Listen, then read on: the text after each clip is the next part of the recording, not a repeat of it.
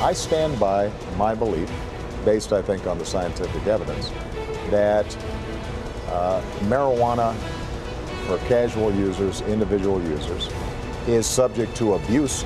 But as I said in the interview, the incarceration model that we've taken, particularly around marijuana, does not seem to have produced the kinds of results that we've said.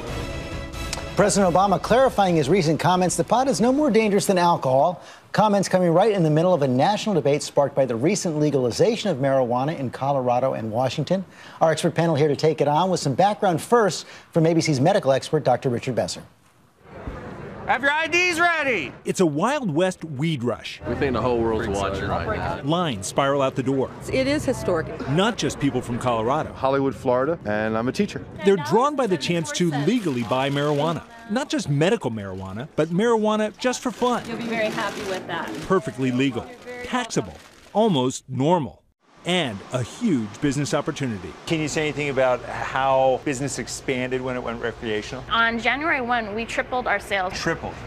And on our second day, on January 2, we doubled. This is the largest dispensary in the state so far. These are our mother plants. This is our flowering room. So after the plant is harvested, it's going to come here into our trim room. In here, we dry that finished bud. This is a big operation. We're 20,000 square feet right now, and we're expanding into an additional 20,000 square feet. But though voters decided, the country's divided. A recent ABC News Washington Post poll found 49% support legal recreational weed, 48% oppose.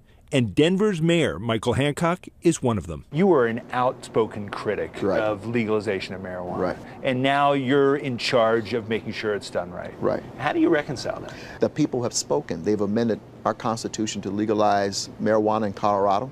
And my personal views aside, my job now is to carry forth the regulatory framework and the enforcement mechanisms of this industry in a very responsible and professional manner. Dr. Paula Riggs has spent the last 20 years researching marijuana addiction in teens. Brain development is really rapidly occurring from about age 10 well into our mid to late 20s. Your brain's kind of under construction, and it disrupts the development of circuits.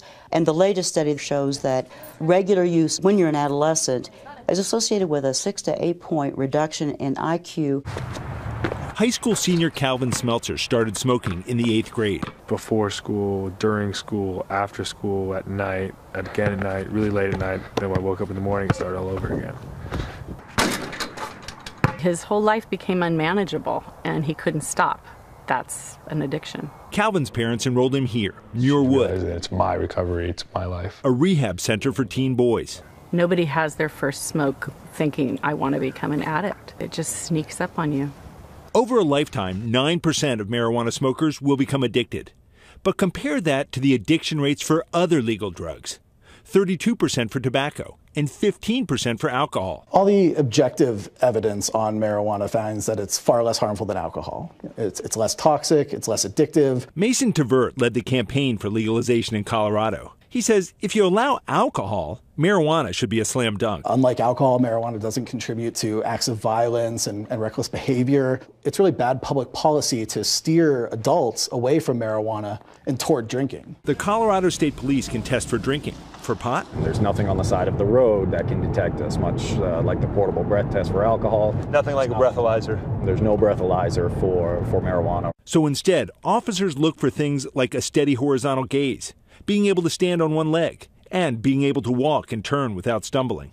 But marijuana arrests aren't just for impaired driving. In 2011, there were 750,000 arrests for marijuana offenses nationwide, most of them for simple possession. And I think people get the fact we've spent too many resources incarcerating people or citing people on this. So let's be smart about how we handle it. Let's legalize it, tax it, and let's make sure that people are held responsible for the responsible use of it.